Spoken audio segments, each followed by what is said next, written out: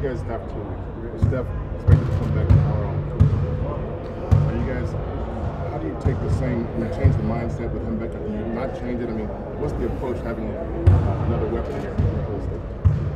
Well, it's exciting. I'm excited. I feel like a fan. I can't wait to see him out there. You know, especially knowing Steph. I know it's been killing him. He's great at holding his emotion, but I know he's been dying to get out there. And he looks ready as ever.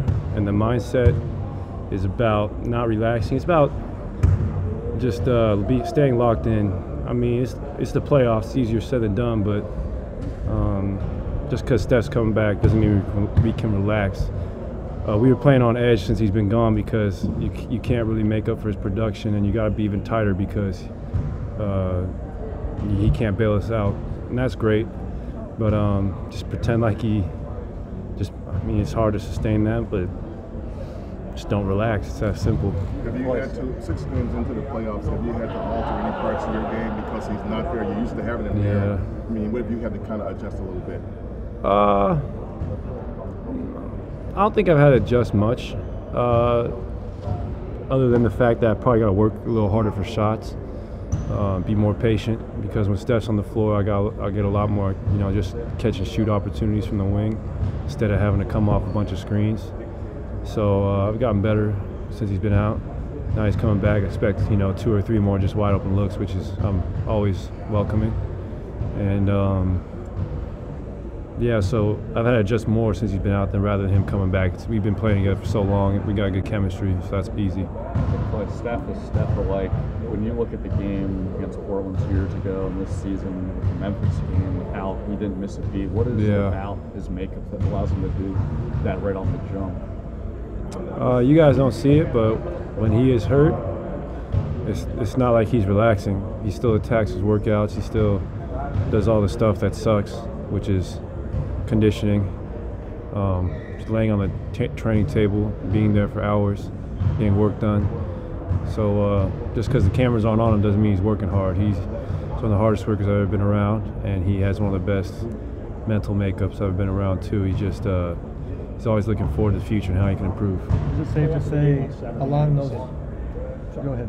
You said you guys didn't want to fall into the trap of having Steph be your savior. Yeah. You have 3 all-stars in yourself and Kevin and Draymond. I wouldn't think that would be a problem for you guys. Yeah.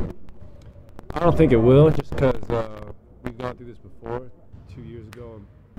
Like Monty said in Portland, I'm pretty sure Steph had a minutes restriction that game, but we did not want to go back to Portland, so hopefully that's not the case on Tuesday, that we don't have to extend him more than he needs to be. But yeah, we got guys who are going to hold us accountable, so I don't think that would be a problem as far as relaxing when he comes back. You talk about the training and what he does behind the curtain. Is it safe to say that's not the norm in the player community? Do you guys kind of know which guys put the work in and which guys don't?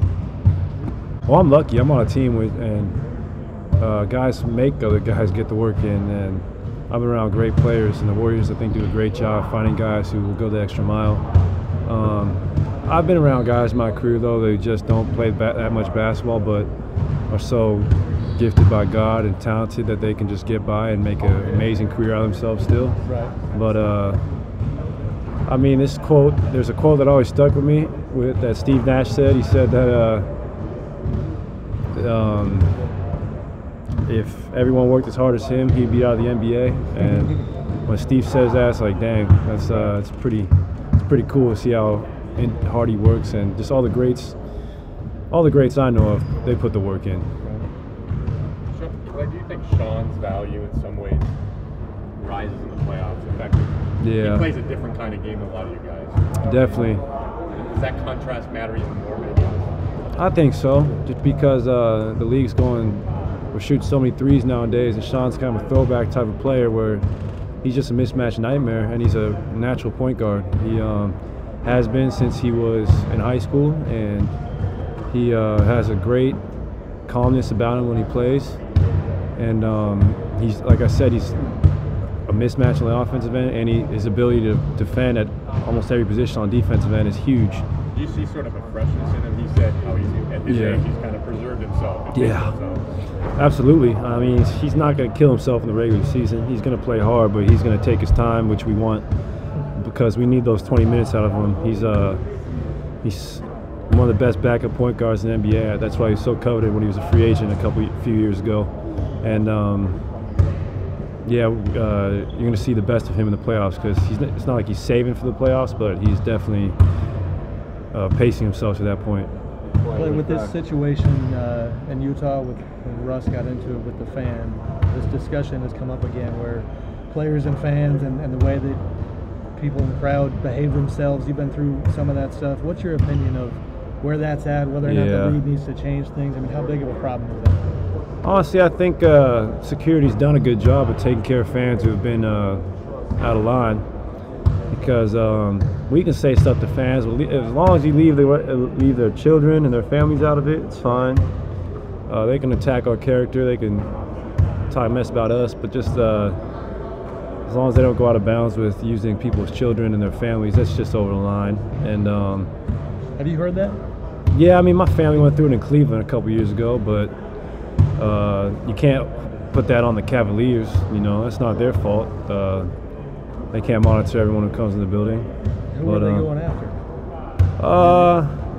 It didn't matter. It would be my mom. It would be my big brother, who has a quick temper. It would be my friends, but it's not a big deal. I mean,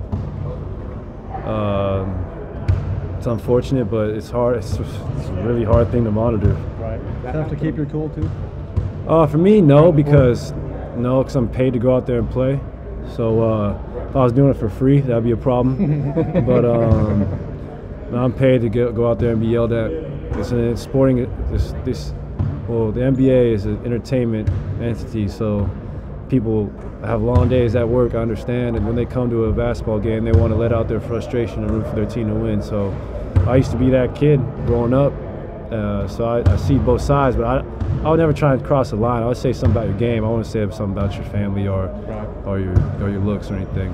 Was that similar sort of with Milwaukee this year, the fan, as far as what he was? Oh yeah, you just yell some. I mean, when you start name calling and calling someone bad words, that's not cool. But if you say something like "you suck," "your game's terrible," that's not a big deal. If you start cussing at someone, that's not cool. When you guys lost, especially when you're face to face. If it's from distance, it's not a big deal. Right. Yeah. When you guys lost Game 4 in the last round, you had brought up a 300 pass goal that you guys have had for a couple of years. I wondered for you, like, when did you start becoming a believer in that idea and have that be something that you were paying attention to every single time out? Probably when I watched a lot of NBA and I started seeing how other teams played, and you could tell which teams move the ball and have fun playing together. Then you watch us, and you can tell when we move the ball, it's just so fun to watch. And that's when I became a believer. You know, it was when probably around the middle of my 4th year, when I just saw, you watch the Spurs play, even the Sixers nowadays, they move the ball well. Us, when teams when that thing's contagious. I mean, Utah's been doing it. It's fun to watch. It's really like poetry, you know. So were you a happy dude when Steve comes in? I mean, you guys, last year under Mark, I think you averaged like 220 again. Yeah. So that wasn't part of the identity. You know, were you happy when that change was made? From the passing standpoint? I mean, I know what Steve was doing first, but I was a believer early on after I was into it and saw the results. And he just brought up a good point. We do dribbling drills every day, and he would just stop the drill, middle of the drill, and say, look around. Literally every man on this team can do this. That's not the case for every team. So trust your teammates and just make the extra pass. It's going to come out in the wash, and we're going to be successful. That's what I started believing. You working with Steph, what do you notice as far as shark ball? Yes! What do you notice of that partnership and how it's going?